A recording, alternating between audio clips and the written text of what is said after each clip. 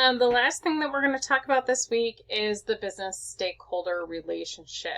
Of course, we've talked about various business stakeholder constituents, various stakeholders, and this is just looking at how we foster relationships with various stakeholders.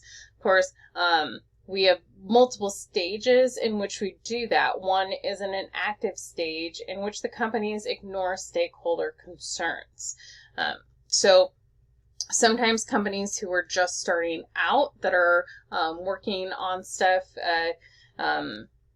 don't have time to respond to stakeholders, don't think they have very many stakeholders, and some companies just aren't interested in hearing about their stakeholder concerns.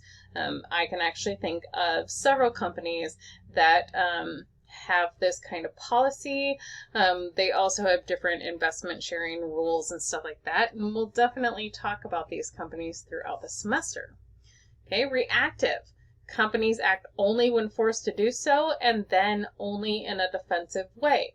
So they want to do things their own way, and when they're called out on it, they react in a defensive manner and defend their behavior. Proactive. Companies try to anticipate stakeholder concerns. They try to work with them. And then we have very interactive companies who engage their stakeholders and ask them what they want and create a relationship where we ask you for your ideas, we listen to those ideas, and then we create business practices based on the feedback that we have received. Okay. How do we engage with our stakeholders? How do we communicate with them? How do they communicate with us? Do we have social media, but if our stakeholders comment, we just delete the comments? And there are companies that do that. There are companies that only allow 5-star reviews to be posted and they remove all of the other ones. There are companies that will even go on to like Google reviews and stuff and yell at people who leave negative reviews. And so thinking about how do we engage and interact with each other? And then how do our consumers want to be engaged and interacted with? Do I want my social media feed to be nothing but companies that I purchase from asking me about how to make me purchase more stuff? I know that's not the kind of relationship I personally want to have with most businesses that I buy from, but there are other people who might think, yeah, that's very much the kind of relationship I want to have with businesses I buy from.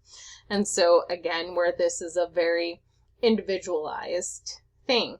There are certainly companies that I have brand loyalty with that I wouldn't necessarily say I have a relationship with them. So this would be how you define relationship and engagement. Okay, so we might have what's our goal and motivation. These are a couple examples of stakeholder improvement.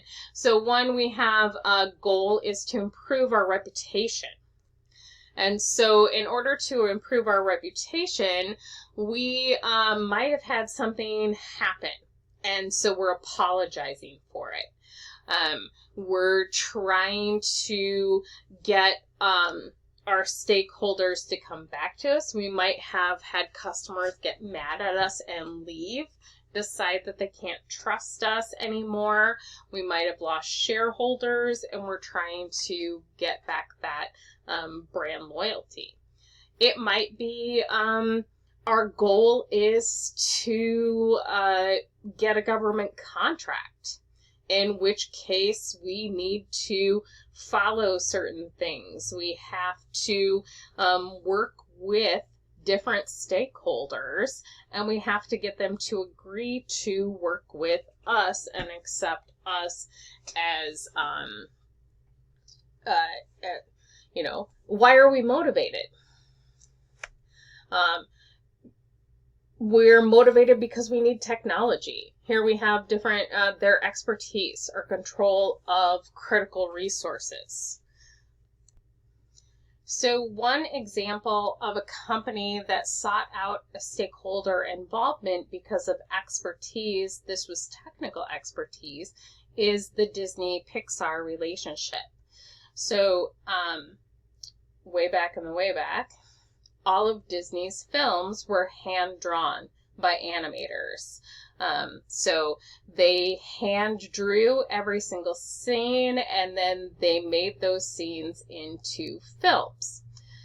And when computer animation started to get just really off the ground, Disney decided that they were going to digitize and go into computer animation. And they were going to stop making hand-drawn films. So they fired all of their animators. There was a big, scandal, reputation about how dare Disney do this. They're getting rid of their base. This is what made Disney popular in the first place, etc. And their first computer animated movie was a flop. People did not receive it well at all.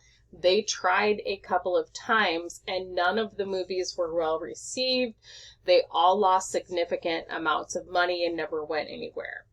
And so Disney, kind of frantic about how digital animation had really not worked for them, hired a bunch of their animators back.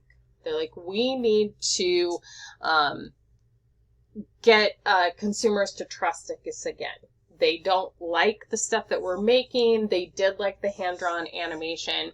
So we're going to admit that we're not quite ready for digital animation yet, and we're going to go back to making hand-drawn movies. So they hired back a lot of the animators that they had fired and started redrawing movies. Well, during that time, they also started looking for partners.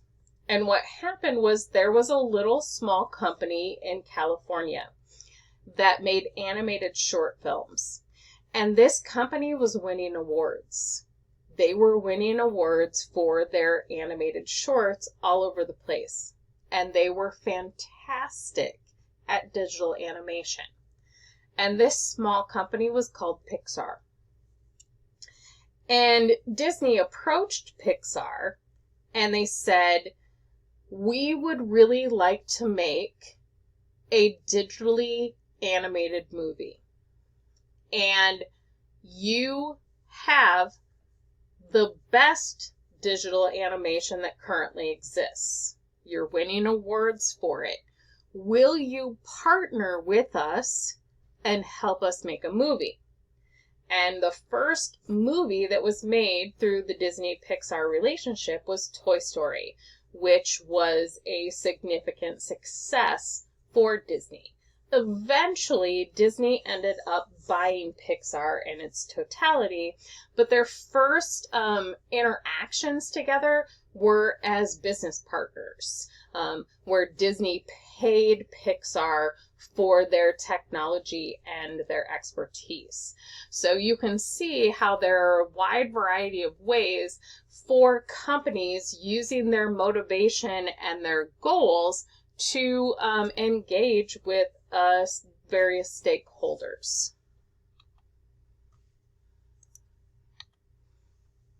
Okay. Now we also have social media. Okay. A lot of different ways that stakeholder engagement happens on social media.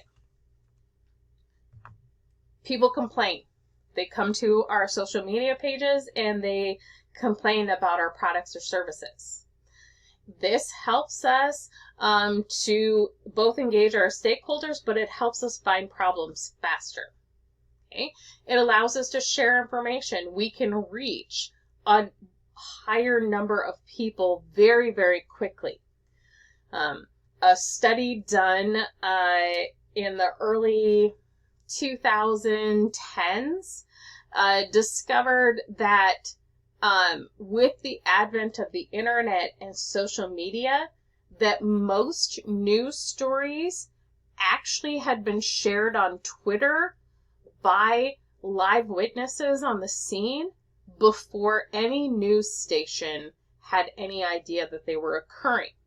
So people started to go to Twitter feeds to get their news because people were posting information before the news had it. Now, before the internet, most people didn't find out about global things or things outside of their community until they saw it on the news. And so this was a very new thing, was the fact that social media was beating the news to releasing information and getting information out to people. Okay, benefits to stakeholder engagement.